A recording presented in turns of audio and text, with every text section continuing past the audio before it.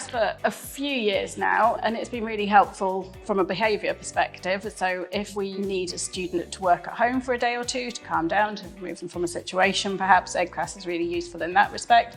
It has also been good for us for the persistent absent students, or the students that have struggled to come back, particularly after COVID. And some students have come back full time, having kind of reintegrated using it. And it's just a really helpful tool to have at our fingertips. And most students seem to engage with it really well. It helps them catch up with work that they've missed so that they don't feel like they are quite so behind. But it also gets them back into the routine of getting up in the morning and having to get dressed and engaging with other people, because in some students' case, they don't really want to speak to people, and this certainly helps them with that. And obviously we can do a kind of reintegration timetable, so they might only spend a couple of hours in school in the daytime, and then they go home and continue to work on EDClass, so they've still got the structure to the day.